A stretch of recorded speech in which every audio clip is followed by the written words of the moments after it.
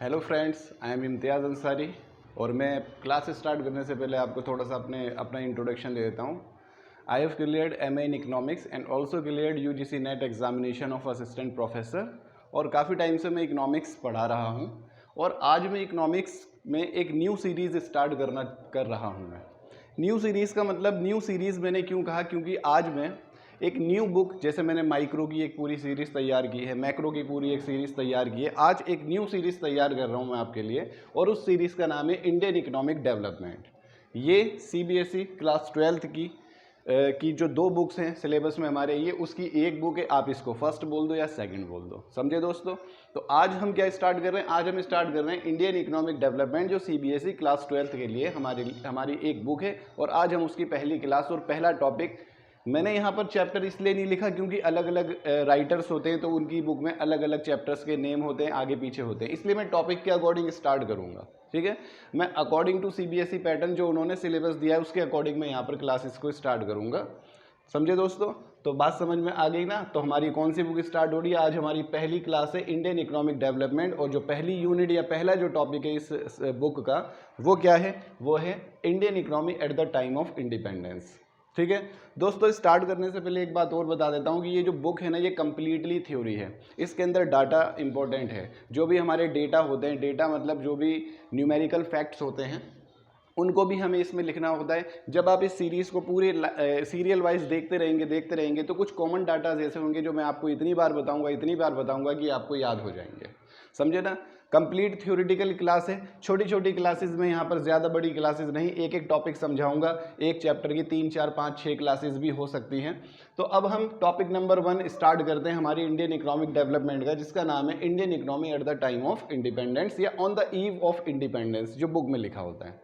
दोस्तों हमें क्या करना है, जैसे मैं आपको एक बात बताता हूँ कि जैसे ये हमारी इंडियन इकोनॉमी है, ये हमारी क्या है, इंडियन इकोनॉमी।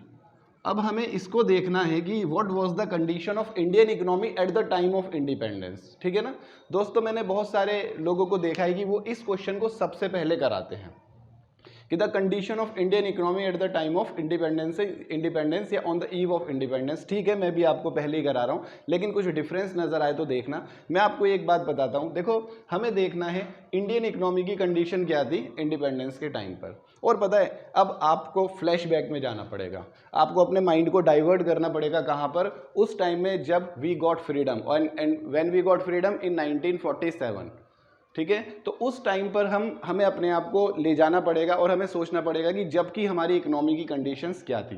तो हम बहुत सारी बातें बता सकते हैं अपनी इकोनॉमी के बारे में, लेकिन हमारे सिलेबस के अंदर एक खास बात है, पता है क्या, उन्होंने 6 टॉपिक दे रखे हैं और उन्होंने ये बताया, सिलेबस के अकॉर्डिंग ये बताया कि भाई इस 6 टॉपिक के अकॉर्डिंग ही आपको इंडियन इकोनॉमी को डिस्क्राइब करना है on the eve of independence. बताने को तो हम बहुत सारी बातें बता सकते हैं कि इंडिपेंडेंस के टाइम में इंडियन इकोनॉमी में क्या था, मगर सिलेबस के अकॉर्डिंग हमें 6 एस्पेक्ट दे रखे हैं। जैसे पहला जो दे रखा है वो एग्रीकल्चर का दे रखा है, दूसरा जो दे रखा है इंडस्ट्री, दूसरा जो है वो क्या है, इंडस्ट्री, तीसरा है फॉरेन ट्रेड, ठीक है, चौथा है डेमोग्राफिक प्रोफाइल, और 5th one is occupational structure, and sixth one is infrastructure. Sixth one is infrastructure. समझे दोस्तों। तो जो चैप्टर नंबर 1 टॉपिक नंबर 1 में हमें इंडियन इकोनॉमी को डिस्क्राइब करना है ना, वो इन 6 सब हेडिंग्स के अंडर हमें एक्सप्लेन करना है, समझे ना।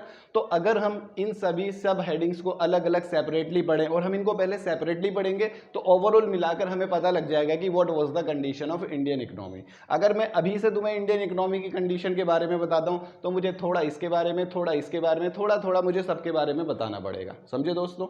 लेकिन मैं इनके बारे में थोड़े थोड़ा नहीं, मैं कैसे स्टार्ट करूँगा, हम स्टार्ट करेंगे सबसे पहले हम एग्रीकल्चर को लेकर चलेंगे। अब सबसे पहले हम पढ़ेंगे कि what was the condition of agriculture sector at the time of independence या on the eve of the independence. उसके बाद में इंडस्ट्री को डिस्कस करेंगे, फॉरेन ट्रेड हमारा कैसा था, हमारा इंफ्रास्ट्रक्चर, ये सब कुछ न्यू वर्ड्स हैं, पता है दोस्तों। फर्स्ट चैप्टर जो होता है ना वो थोड़ा सा टिपिकल भी होता है। अब इंफ्रास्ट्रक्चर यहाँ पर मैंने एक वर्ड लिख दिया, पता है आपको, ये पूरा एक कंप्लीट चैप्टर है जो आगे चलकर आएगा। फॉरेन ट्रेड भी एक चैप्टर है, ठीक है ना। और ये डेमोग्राफिक प्रोफाइल क्या होता है, ऑक्यूपेशनल स्ट्रक्चर, ये न्यू वर्ड्स आ रहे हैं। लेकिन हम क्या करेंगे, सिंगल पहले इन सबको अलग अलग सेपरेट पढ़ेंगे, उसके बाद ऑटोमेटिकली हमें पता लग जाएगा कि what was the condition of Indian economy on the eve of independence. ठीक है दोस्तों, क्लास ये इस यूनिट की पहली है, इसलिए थोड़ा सा इंट्रोडक्शन देना ज़रूरी होता है। जब आप इंट्रोडक्शन में आ जाते हैं तो आपको थीम पता लग जाती है और क्लासेस अच्छे से रन होती हैं। तो दोस्तों इसको आप नोट डाउन कर लेना, क्योंकि मैं इसको अभी यहाँ पर मिटा दूंगा, क्योंकि अब हम केवल इंडियन इकोनॉमी की बात करेंगे, इन 6 एक्सपेक्ट के अंडर में बात करेंगे, इन 6 सब हेडिंग्स के बाद में करेंगे।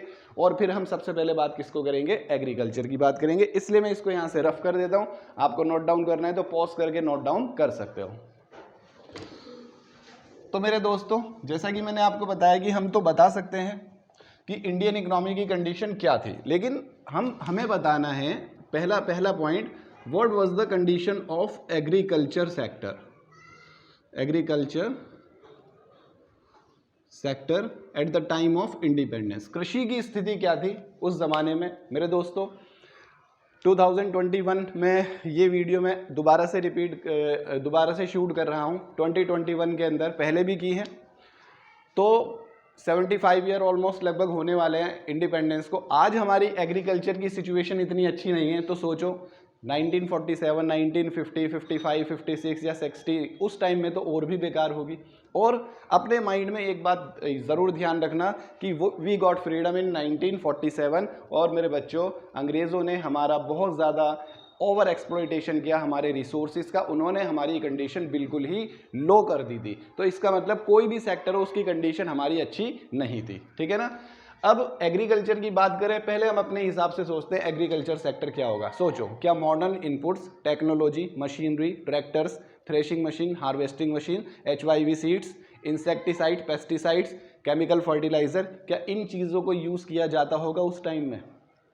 सोचो, क्या ये सारी चीज़ें मैंने क्या बताई, ये सारी मॉडर्न टेक्नोलॉजी एंड इनपुट्स हैं ये सारे के सारे, क्या उस टाइम में ये सब यूज़ किया जाता होगा? बिल्कुल नहीं, ठीक है। अच्छा, इरिगेशन की बात करें तो इरिगेशन में क्या होता होगा, सिंचाई में पानी इरिगेशन में किसके ऊपर डिपेंड रहते थे? मॉनसून के ऊपर, बारिश के ऊपर, रेन के ऊपर। अगर गुड मॉनसून, अच्छी ठीक है मॉनसून के ऊपर। क्या इरिगेशन फैसिलिटी परमानेंट अवेलेबल होंगी उस टाइम में? बिल्कुल नहीं। और भी बहुत सारी चीज़ें थी, तो उनको हम कुछ सब हेडिंग्स के अंदर बताएंगे मेरे दोस्तों। हेडिंग्स बहुत सारी बन सकती हैं, लेकिन जो हमारी CBSE की बुक होती है सपोर्टिंग मटेरियल, NCERT की जो बुक होती है सपोर्टिंग मटेरियल, उसके अकॉर्डिंग मैं यहाँ पर कुछ मेन हेडिंग्स को पहले बताऊँगा जो हमें एग्जाम में लिखनी ज़रूरी होती है। जैसे पहली कंडीशन अगर हम बात करें कि पहली सिचुएशन क्या थी एग्रीकल्चर सेक्टर की, पहली सिचुएशन थी लो प्रोडक्टिविटी, ठीक है। The first condition या first feature of agriculture sector at the time of independence was the low productivity in agriculture sector। कि हमारे एग्रीकल्चर सेक्टर में जो हमारी प्रोडक्टिविटी है, प्रोडक्टिविटी आप जानते हैं उत्पादकता, 1 हेक्टेयर में या 1 एकड़ में, ठीक है, पर हेक्टेयर में कितना प्रोडक्शन होता है उसको हम क्या बोलते हैं? प्रोडक्टिविटी। तो हमारी प्रोडक्टिविटी बहुत कम थी, ठीक है। अब मेरे दोस्तों, जब भी हम किसी हेडिंग को एक्सप्लेन करेंगे ना, तो उसको समझाने के लिए हम उसके अंदर क्या क्या लिख सकते हैं। देखो ज़रा ध्यान से समझना, क्योंकि ये थ्योरेटिकल बुक है पूरी कंप्लीट, लिखना क्या है ये बड़ा मैटर करता है। हम प्रोडक्टिविटी हमारी लो थी, तो हम क्या कर सकते हैं उसको समझाने के लिए? हम उस हेडिंग को समझाने के लिए उसके कॉजेज़ लिख सकते हैं, हम उसके डाटा लिख सकते हैं, ठीक है ना। ये 2 बातें तो बड़ी ज़रूरी है, हम उसके कॉजेज़ लिख सकते हैं, हम उसके डाटा लिख सकते हैं। हम डेटा की बात करते हैं, डाटा की बात करते हैं। जैसे अगर आप अपनी बुक को कंसीडर करोगे, किसी भी राइटर की बुक को, तो आप उसमें देखोगे कि कॉजेज़ भी दे रखे होते हैं, डाटा भी दे रखे होते हैं। जैसे डाटा की बात दी जाती है लो प्रोडक्टिविटी में, ये बताया जाता है कि जैसे वीट है, गेहूँ है, तो उसकी प्रोडक्टिविटी 6 किलोग्राम पर हेक्टेयर, क्या थी? पर हेक्टेयर थी इन 1951। अच्छा, नॉर्मली जो डाटा दिए जाते हैं ना वो 1951 के दिए जाते हैं। देखो, वी गॉट फ्रीडम इन 1947, लेकिन जो डेटा दिए जाते हैं वो कब के दिए जाते हैं? 51। पता है क्यों आपको? क्योंकि आफ्टर इंडिपेंडेंस इंडिपेंडेंस के बाद में सबसे पहली जो सेंसस हुई थी ना, सेंसस मीन्स जनगणना, ठीक है ना, काउंटिंग ऑफ पॉपुलेशन, लेकिन उसमें केवल पॉपुलेशन को ही काउंट नहीं करते, बहुत सारी चीज़ों को काउंट करते हैं, नेशनल लेवल पर डाटा वगैरह देखते हैं। तो अगर हम बात करें तो उस टाइम में 51 या एट द, अगर आप ईयर भी मेंशन नहीं करोगे तो कोई प्रॉब्लम नहीं है, आप बता दोगे eight the time of independence, मतलब 51 की जगह अगर आप 47 भी लिख दोगे तो कोई प्रॉब्लम वाली बात नहीं है, आप बता दोगे eight the time of independence. For example the productivity of wheat was only 660 kilogram per hectare. अच्छा, इतनी थी, अब ये कैसे पता लगा ये कम थी? अब इसको कंपेयर कर सकते हैं, या तो अदर कंट्रीज से कम कर सकते हैं या फिर हम अपने आप से कंपेयर कर सकते हैं, आज ही कंपेयर कर सकते हैं। जैसे हम बता सकते हैं कि 47 में कितना था, 660, और प्रेजेंट में, ठीक है, प्रेजेंट के अंदर ये लगभग अबाउ 3200 किलोग्राम पर हेक्टेयर है। देखो एग्जैक्ट डाटा जो प्रेजेंट के डाटा होते हैं ना, मैंने यहाँ पर प्रेजेंट में ईयर मेंशन नहीं किया, क्यों? हर साल क्या होता है, न्यू बुक्स आती हैं, न्यू बुक्स वाले क्या करते हैं, पुराने डाटा एलिमिनेट करके नए वाले डाटा लिख देते हैं। अब न्यू में चेंजेस आएगा, और आपने 11th में पढ़ा होगा, स्टेट्स में पढ़ा होगा कि डाटा कलेक्शन करने वाली डिफरेंट एजेंसीज होती हैं और सभी के डाटा सेम नहीं होते, अलग अलग होते हैं, ठीक है ना दोस्तों। तो इसलिए मैंने किसी ईयर को मेंशन ना करके मैंने प्रेजेंटली लिखा या प्रेजेंट में लिखा। तो आप क्या कर सकते हो, द एग्रीकल्चर की हम क्या पढ़ रहे हैं, या तो कंडीशन समझ लो या फिर फीचर्स समझ लो, ठीक है। Features of agriculture sector at the time of independence, features भी बोलते हैं इसको, और इसके लिए कंडीशन भी वर्ड इस्तेमाल किया जाता है। कंडीशन का मतलब स्थिति, ठीक है दोस्तों। तो ये दो वर्ड यूज किया जाता है, पहला था प्रोडक्टिविटी का। इसी तरीके से आप वीट की तरह राइस का भी एग्जांपल दे सकते हैं। राइस की प्रोडक्टिविटी इसकी 660 है, उसकी 665 थी, और उसकी भी about 3000 kilogram per hectare present में, ठीक है दोस्तों। तो पहली फीचर्स ये थी कि हमारी प्रोडक्टिविटी क्या थी, बहुत कम थी। दूसरी बात मैं आपको यहाँ बताता हूँ, ठीक है ना, इसके लिए बुक में कई वर्ड्स यूज किए जाते हैं। Heavy dependence on monsoon, heavy dependence on monsoon, monsoon के ऊपर ज्यादा डिपेंडेंस, या फिर low irrigation facility, no irrigation facility, ये इसको दूसरी तरीके से लिख सकते हैं, ठीक है। और भी तरीके हैं बुक में लिखने के, जैसे मैंने किसी एक पुरानी बुक में देखा था, पुरानी मतलब 4-5 साल पुरानी बुक में मैंने देखा था, उसमें लिखा था high vulnerability of high degree of vulnerability, इसके अंदर ये लिखा था। तो हाई डिग्री ऑफ वल्नरेबिलिटी, जब मैंने उसको इनसाइड उसके अंडर में मैंने जब उसको स्टडी किया तो मैंने देखा जो हाई डिग्री ऑफ वल्नरेबिलिटी का मतलब क्या था कि there were no permanent means of irrigation at the time of independence, and the crop, the production agriculture sector was totally depend on monsoon। Means कि अगर गुड मानसून होगा, अच्छा monsoon है तो गुड हार्वेस्ट, गुड क्रॉप, और अगर bad monsoon तो क्या होगा, बैड हार्वेस्ट है। तो इसका मतलब कि eight the time of independence irrigation facility हमारे पास अवेलेबल नहीं थी। डाटा की बात करते हैं इसके अंदर, तो इसके अंदर देखो, इसके अंदर यूं कहते हैं कि 17% हमारे पास एरिया ऐसा था, जितने भी एरिया पर हम प्रोडक्शन करते थे, एग्रीकल्चर करते थे, उसमें से ओनली 17% जो था वो इरिगेशन फैसिलिटी अवेलेबल थी, और बाकी कितना 87% जो हुआ, नहीं सॉरी 83% जो हुआ वो किसके ऊपर डिपेंड था, मानसून के ऊपर, ठीक है ना। मतलब no permanent means of irrigation. Irrigation के मीन्स क्या होते हैं, जैसे ट्यूबवेल होते हैं, ठीक है ना, समरसीवर है, आजकल कैनल्स होती हैं, रिवर्स होती हैं, पॉन्ड्स होते हैं, तो ये सारी चीज़ें होती हैं, तो ये फैसिलिटीज़ अवेलेबल नहीं थी दोस्तों। तो दूसरी कंडीशन हमारी ये थी, ठीक है। अब एक तीसरी बात और है मेरे बच्चों, जो तीसरी फीचर्स है, आपने सुना होगा, ये बड़ी कॉमन पॉइंट है, और एग्रीकल्चर आगे भी आएगा और वहाँ पर भी ये पॉइंट्स आते रहेंगे। आपने सुना होगा कि अंग्रेज़ों के टाइम में, at the time of Britishers या after independence, there was a system of zamindari प्रथा। क्या सिस्टम था, जमींदारी प्रथा। अच्छा, इस तरह के और भी सिस्टम थे, जमींदारी प्रथा, रेतवाड़ी सिस्टम, रेतवाड़ी, महलवाड़ी। अच्छा, इनको हिंदी और इंग्लिश दोनों में प्रोनाउंस इसी तरीके से किया करते थे, जबकि जमींदारी सिस्टम या महलवाड़ी या रेतवाड़ी, इनको सबको लैंड टेन्योर सिस्टम भी बोलते हैं, लैंडलॉर्ड सिस्टम भी बोला जाता है, ठीक है ना। और इसमें क्या होता था, इसमें आपको पता है कि ऑनर कोई और होता था, और टिलर मतलब द वर्कर, फार्मर अलग है, वो ऑनर नहीं है, ऑनर अलग है, लैंड का और काम करने वाला अलग है, और उनके बीच में there were lots of intermediaries, और जिनको हम क्या कहते थे, या तो वो ज़मींदार होते थे, या मनी लेंडर भी हो सकते थे, ट्रेडर्स भी हो सकते थे, तो ये सारे लोग हुआ करते थे। तो अब जो मैं तीसरा वाला पॉइंट मैं आपको लिखने वाला हूँ यहाँ पर, तो इसकी भी कई हेडिंग्स बन सकती हैं। जैसे अब मैं यहाँ पर एक पहले अपने हिसाब से एक हेडिंग लिख देता हूँ और उसको बताता हूँ कि किस तरीके से बोला जा सकता है। लैंड टेन्योर सिस्टम, मैंने यहाँ पर क्या लिख दिया, लैंड टेन्योर सिस्टम, ठीक है ना। लैंड सिस्टम भी बोल सकते हो, लैंड टेन्योर सिस्टम भी बोलते हैं। इसको हिंदी में क्या कहते हैं, हिंदी में थोड़ा ज़्यादा समझ में आ सकता है कुछ बाइलिंगुअल स्टूडेंट्स को, भूस्वामी प्रणाली। भूस्वामी, भू जमीन, स्वामी मतलब मालिक, प्रणाली मतलब सिस्टम, मतलब एक ऐसा सिस्टम जिसके अंदर ऑनर कोई और होता था और टिलर कोई, वर्कर कोई और होता था, और उनके बीच में there is a wide gap. तो इसीलिए कभी कभी इस हेडिंग को इस तरीके से भी लिखा जाता है, लेकिन वो हेडिंग काफ़ी लंबी हो जाएगी कि अ वाइड गैप, गैप है। अब गैप के लिए भी बुक में अलग अलग वर्ड यूज किया जाता है, गैज, ठीक है, अ गैज, गैज वर्ड भी यूज किया जाता है, वेज वर्ड भी यूज किया जाता है, WEDGE, वेज, गैज, ठीक है, और गैप। तो इसका मतलब क्या था, a wide gap between the owner and the tiller of the soil. जो भूमि का ऑनर है, मालिक है, और जो टिलर है, उनके बीच में उसके बीच में एक गैप है, और वो गैप क्यों था, क्योंकि there were land tenure system. इनको हम लैंडलॉर्ड सिस्टम भी बोल सकते हैं, इसको हम क्या बोल सकते हैं, लैंडलॉर्ड सिस्टम भी बोल सकते हैं, ठीक है। इसको हम लैंडलॉर्ड टेनेंट कॉन्फ्लिक्ट भी बोल सकते हैं, क्योंकि लैंडलॉर्ड हो गया ऑनर, टेनेंट कौन हो गया, किराएदार मतलब फार्मर, और एंड कॉन्फ्लिक्ट का मतलब उनके बीच के आपस के झगड़े। सारी बातें एक ही हैं, कॉमन पॉइंट है।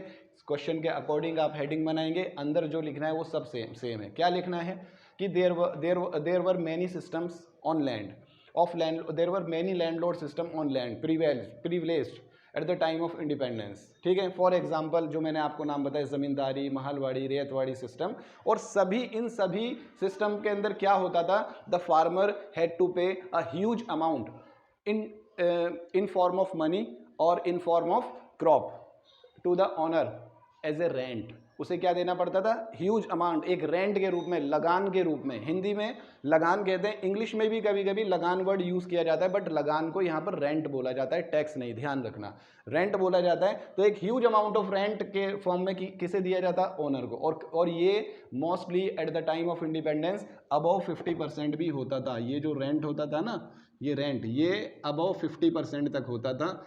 तो इससे क्या होता था, इससे आप अंदाजा लगा लो कि there was the exploitation of the farmer by the owner of the soil. जो लैंड है उसका जो ऑनर है वो उसका क्या करता था, एक तरीके से एक्सप्लॉइटेशन। मेरे दोस्तों, जैसे मैं आपको बताया कि मैंने आपको बोला कि ये सब लिखना है, ठीक है। मैंने आपको पहले भी बता चुका हूं कि ये सब जो मैं आपको यहाँ पर समझा रहा हूं, ये सब आपको नोट्स के थ्रू, नोट्स में मिल सकता है, जो मैंने अपने आप प्रिपेयर्ड किए हैं। नोट्स मेरे पास अवेलेबल है, जो मैं आपको बताता हूं कि आप मुझसे कांटेक्ट करके मुझसे नोट्स अरेंज कर सकते हैं। मैं आपको नोट्स दे दूंगा। आपको ये सारा डिस्क्रिप्शन जो मैंने बताया है, ये आपको क्वेश्चन आंसर फॉर्म में या फिर आपको एक बुक फॉर्मेट के अंदर आपको मिल जाएगा, ठीक है ना। यहाँ पर मेरा काम पढ़ाना है, रिटन वर्क सब उसके अंदर होगा। आप मुझसे कांटेक्ट करके, और कांटेक्ट करने के लिए मैं आपको बहुत बार बता चुका, मेरा कांटेक्ट नंबर है 9810258448 और इम्तियाज़ अंसारी 090@gmail.com।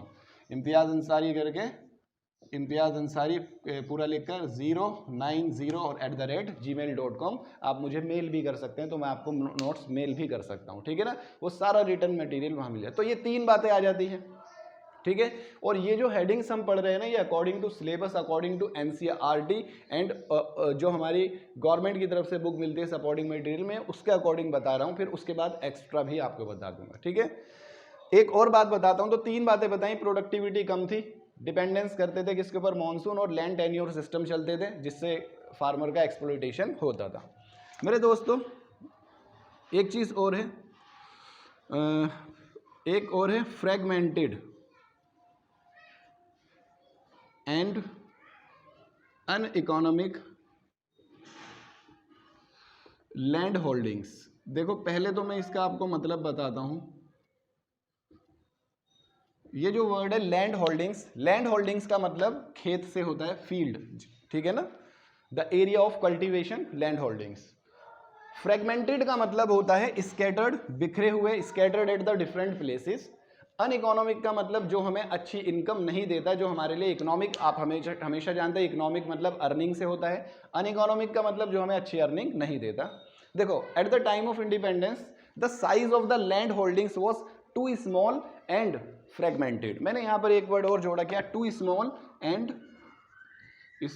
And fragmented. खेतों का जो आकार था ना, जो एरिया ऑफ कल्टीवेशन है, फील्ड है, वो क्या था, छोटा था, ठीक है, और क्या था, फ्रेगमेंटेड, स्कैटर्ड, मतलब अलग अलग जगहों पर बिखरा हुआ था। मतलब किसी एक फार्मर के पास अगर 3 खेत हैं, ठीक है, 3 उसके पास खेत हैं, तो एक कहीं और है, एक कहीं और है, और तीसरा कहीं और है। साइज भी छोटा है, छोटे छोटे खेतों पर खेती करके वो अच्छी टेक्नोलॉजी भी यूज़ नहीं कर सकता। आप खुद सोचो, डिफरेंट प्लेसेस पर वो काम करेगा, प्रोडक्टिविटी ऑटोमेटिकली क्या हो जाएगी, कम हो जाएगी। तो और ये जो size of the land holding जो कम था ना, छोटा था, इसलिए भी था क्योंकि क्या था, इंडिया में पॉपुलेशन बढ़ रही थी, और फिर जब पॉपुलेशन बढ़ती है तो एक पीस ऑफ लैंड जो है वो डिवाइड हो जाएगा उनके बच्चों में, फिर वो धीरे धीरे इस तरीके से डिवाइड होता रहेगा। तो वो size of the land holdings जो है वो बहुत स्मॉल है, 1 हेक्टेयर से भी कम था हमारे यहाँ पर। Most of the land holdings was below 1 hectare. तो स्कैटर्ड भी था। स्कैटर्ड का मतलब क्या था, अलग अलग जगहों पर। आप एक बात सोचो, अगर मान लो एक बंदा 3 जगह पर काम कर रहा है, छोटे छोटे खेतों पर, अगर उन सारी फील्ड्स को मिलाकर एक जगह एक बड़ी फील्ड उसको दे दी जाए तो क्या होगा, उसकी प्रोडक्टिविटी बढ़ेगी ना? हाँ, बिल्कुल बढ़ेगी। क्यों? क्योंकि उसे एक ही जगह वर्क करना है। पार्टीशन करने में, खेतों को डिवाइड करने में जो बाउंड्रीज वगैरह लगाते हैं, फेंसिंग वगैरह की जाती है, उसके लिए भी जगह बचेगी। बड़ी फील्ड है, बड़ी फील्ड के ऊपर क्या कर सकता है, न्यू मेथड ऑफ कल्टीवेशन को यूज़ कर सकता है, मॉडर्न टेक्नोलॉजी, मॉडर्न इनपुट्स को यूज़ कर सकता है, ठीक है ना? तो ये सारी चीज़ें बताती हैं। तो ये 4 हेडिंग्स जो मेन है, जो अकॉर्डिंग टू यूर सिलेबस है, मैक्सिमम 6 मार्क्स का अगर क्वेश्चन आता है ना, तो उसमें भी 4 हेडिंग्स को ही समझाना पड़ता है। तो ये मेन 4 है, इसके अलावा मैं और भी आपको बता दूंगा, ठीक है दोस्तों? तो अभी इन चारों को शॉर्ट में रिवाइज करते हैं, क्वेश्चन को रिवाइज करते हैं। क्वेश्चन क्या है कि what was the condition of agriculture sector, या फीचर्स ऑफ एग्री। फीचर्स क्यों बोलते हैं, ये तो सारी बुरी बातें हैं, तो फीचर्स क्यों? फीचर्स का मतलब हिंदी में होता है लक्षण। अच्छी बातें हैं तो अच्छी दिखेंगी, बुरी हैं तो बुरी दिखेंगी, जैसा था वैसा नजर आ रहा है। पहला पॉइंट क्या है, the productivity was very low. क्या कर सकते हो, कॉजेज दे दो। कॉजेज क्या दे सकते हो, जरा ध्यान देना, कॉजेज दे सकते हो, ध्यान से समझना। ये बाकी के 3, ये जो बाकी के पॉइंट्स और भी मैं यहाँ पर लिखूंगा, ये सारे पता है क्या होंगे, ये लो प्रोडक्टिविटी के कॉजेज होंगे। हमारे 2 क्वेश्चंस चल रहे हैं यहाँ पर एक साथ। एक तो फीचर्स में पहली फीचर्स ही होगी। दूसरा क्या, मॉनसून पे डिपेंड थे, ओनली 17% पर irrigation facility, land tenure system थे, जमींदारी, महलवाड़ी, रैतवाड़ी। तीनों ही सिचुएशन के अंदर क्या होता है, huge sum of amount had to pay to the owner of the land, ठीक है ना? तो इससे एक्सप्लॉइटेशन था, and fragmented, uneconomic and small land holdings. अलग अलग जगह पर फील्ड्स जो थी वो स्कैटर्ड थी, और वो एक ही जगह पर स्कैटर्ड नहीं थी। हाँ, गवर्नमेंट ने इसके लिए काम किया, वो हम बाद में डिस्कस करेंगे, ठीक है दोस्तों? अब यहाँ पर एक दूसरा क्वेश्चन उठता है कि what was the causes, causes क्या है, what were the causes of low productivity. जरा ध्यान देना, लो प्रोडक्टिविटी के कॉजेज पता है क्या है? ये बाकी की जो फीचर्स है ना, ये इसके कॉजेज बन जाएंगे। देखो, हैवी डिपेंडेंस, मानसून पर डिपेंड है ना, तो प्रोडक्टिविटी क्या होगी, कम। टेन्योर सिस्टम है, प्रोडक्टिविटी क्या होगी, कम। अनइकोनॉमिक, प्रोडक्टिविटी क्या होगी, कम। मतलब पहली को छोड़कर बाकी फीचर्स क्या है, इसकी क्या बन जाएंगे, कॉजेज। तो 2 क्वेश्चन क्लियर होते हैं। अब इनके अलावा कुछ और बातें भी हैं जो मैं आपको बता देता हूँ। जैसे, ठीक है, यहाँ पर हम लिखेंगे old method and inputs. Old technology word भी यूज़ कर सकते हैं हम इसके लिए, ओल्ड टेक्नोलॉजी। यहाँ पर मैं आपको एक बात बताना चाहूँगा, देखो, टेक्नोलॉजी और इनपुट्स में डिफरेंस होता है।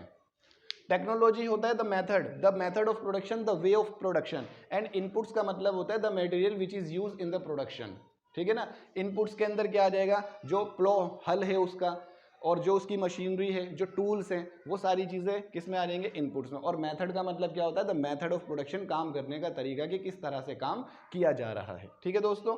तो at the time of independence the technology and the inputs were too old, ठीक है ना? ओल्ड टेक्नोलॉजी को यूज़ कर सकते थे। आप इसमें एग्जाम्पल दे सकते हो, जैसे कि वो जो, जैसे आज मॉडर्न HYV सीड्स हैं, हाई यील्ड वेराइटी सीड्स हैं, तो वो क्या करते थे, वो HYV सीड्स उस टाइम पे अवेलेबल भी नहीं थे, तो वो नॉर्मली जनरली जो कलेक्ट कर लिए उन्होंने, उन्हीं सीड्स को यूज़ करते थे।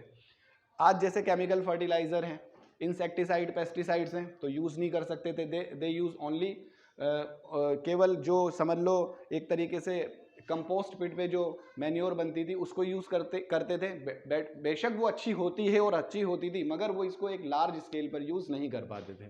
ठीक है, जो उनके टूल्स थे जैसे हल है, प्लो, ठीक है, अब वो क्या होता था, लकड़ी के बने होते थे। कुछ टूल्स हैं वो पत्थर के बने हुए होते थे। जो कटिंग मशीन्स आज यूज़ होती हैं वो उस टाइम में नहीं थी। तो हम ये भी कह सकते हैं कि eight the time of independence जो मेथड्स जो थे वो पुराने थे, इनपुट से टेक्नोलॉजी जो थी वो इस तरीके से थी। ठीक है ना। इसके अलावा और भी बातें हम लिख सकते हैं, जैसे एक बात मैं आपको बताता हूँ, सबसिस्टेंस या फॉर लिविंग, देखो ये पॉइंट भी है, ठीक है ना। या इसको हम ऐसे भी कह सकते हैं कि नो कमर्शियलाइजेशन। याद रखना ये जो कुछ बातें मैं आपको बता रहा हूं ये आगे भी यूज होंगी। देखो फार्मर जब भी कल्टीवेशन करता है, खेती करता है ना, तो उसके दो ऑब्जेक्टिव होते हैं, या तो वो सबसिस्टेंस के लिए करेगा या कमर्शियलाइजेशन मतलब मार्केट में सेल करने के लिए करेगा, बड़े स्केल पर करेगा। But at the time of independence farmer की कंडीशन आपने देख ली क्या थी, बिल्कुल बेकार थी। ठीक है ना। तो most of the farmer produced, केवल इतना प्रोडक्शन करते थे वो कि वो अपनी जो उनकी रिक्वायरमेंट है एक पर्टिकुलर टाइम के लिए वो पूरी हो जाए, उसके बाद में जो थोड़ा बहुत बचे उसे मार्केट में सेल कर दे या दूसरों से एक्सचेंज करके राइस के बदले वीट के बदले राइस, इस तरह से, या उनको मार्केट में सेल कर दे, लोकल ट्रेडर को सेल कर दे ताकि कुछ पैसा आ जाए और वो अपनी नेक्स्ट क्रॉप का जो प्रिपरेशन है वो कर सके। मतलब eight the time of independence the agriculture was done only for the subsistence. केवल लोगों की जो एग्रीकल्चर करते थे वो केवल सबसिस्टेंस, अपने गुजारे के लिए, ठीक है, मार्केट के लिए, फॉर कमर्शियलाइजेशन, इसलिए वो प्रोडक्शन नहीं कर सकते थे। सबसिस्टेंस में एक बात और आती है कि दे प्रोड्यूस ओनली ग्रेन या फूड क्रॉप्स जिसे हम कहते हैं उनको ही प्रोड्यूस करते थे। कैश क्रॉप्स कमर्शियलाइजेशन में क्या होता है, जूट का प्रोडक्शन करो, कॉटन का करो, इंडिगो का करो, स्पाइसेस का करो, जो ड्राई फ्रूट्स हैं उनके प्रोडक्शन पर जोर दो। ठीक है ना। तो और भी बहुत सारी चीज़ें आती हैं। तो there was no commercialisation of agriculture sector at the time of independence. तो मेरे दोस्तों इस तरह से कई पॉइंट है, मैंने आपको 6 पॉइंट बता दिए, लेकिन सिलेबस के अकॉर्डिंग ये 4 हमारे पॉइंट है। ये कंडीशन थी। बैकवर्डनेस के कॉजेज क्या थे, ये सारे इसके क्या बन जाएंगे, कॉजेज। ठीक है। कुछ और मेन बातें बता देता हूं मैं आपको अलग से, जैसे क्योंकि इस टाइम में हमारी इकोनॉमी आज़ादी के समय उस स्पीड से नहीं बढ़ रही थी जो इकोनॉमिक ग्रोथ रेट होना चाहिए, इसीलिए हमारी इकोनॉमी को स्टैग्नेंट इकोनॉमी कहा जाता था। क्या कहा जाता था, स्टैग्नेंट इकोनॉमी। क्या कहते थे हम इसको, स्टैग्नेंट इकोनॉमी।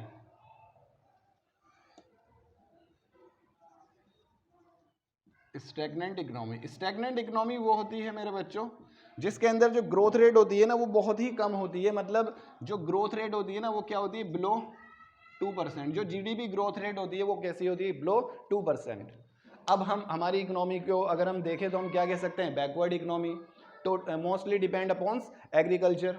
ठीक है। फिर भी क्योंकि ब्रिटिशर्स जा चुके थे, धीरे धीरे ग्रोथ किया हमने, और ग्रोथ करने के बाद डेवलपिंग में आए और आज हमने बहुत लंबा सफ़र तय कर लिया है। तो मेरे दोस्तों अभी हमने जो हमारी इंडियन इकोनॉमिक डेवलपमेंट की आज मैंने एक सीरीज़ स्टार्ट की, उसका पहला टॉपिक, और उस पहले टॉपिक में भी 6th जो मैंने अभी थोड़ी देर पहले एक चार्ट बनाकर बताया था, 6 सब हेडिंग्स या सब टॉपिक्स हैं, उनमें से हमने पहले टॉपिक को हमने स्टडी कर लिया। और यहाँ पर 2 क्वेश्चंस आते हैं कि what was the condition and features of agriculture sector at the time of independence, और दूसरी क्या बात थी कि व्हाट वर द कॉजेज की बात की जाती है, तो ये हट जाएगा लो प्रोडक्टिविटी, और ये सारे क्या बन जाएंगे इसके कॉजेज। और मैंने आपको बता दिया कि ये सब आप इसका रिटर्न मटेरियल आप मेरे से ले सकते हैं, और आप आगे की भी अगर क्लासेस आप लेना चाहते हो तो उसके लिए भी एक प्रोसेस है जो आप मुझसे डिस्कस कर सकते हो किसी भी थ्रू। ठीक है। तो दोस्तों आज हमारी ये फर्स्ट क्लास हमारी कंप्लीट हो जाती है। इस सीरीज़ को फिर आगे बढ़ाएंगे दोस्तों, तब तक आप इसको पढ़िए, और थ्योरेटिकल बुक है तो आप इसको घर पर स्टडी ज़रूर करो, क्योंकि इस बुक के अंदर मार्क्स ऑब्टेन करना थोड़ा सा टिपिकल है in comparison of macro economics, क्योंकि इसके अंदर जो क्वेश्चन है वो डायरेक्टली नहीं पूछे जाएंगे, थोड़ा सा इधर उधर से पूछे जाएंगे। ठीक है दोस्तों। तो नेक्स्ट क्लास के लिए पहले आप एग्रीकल्चर सेक्टर को पढ़ लीजिए, उसके बाद में फिर हम नेक्स्ट क्लास में इंडस्ट्रीज को डिस्कस करेंगे। Thank you very much.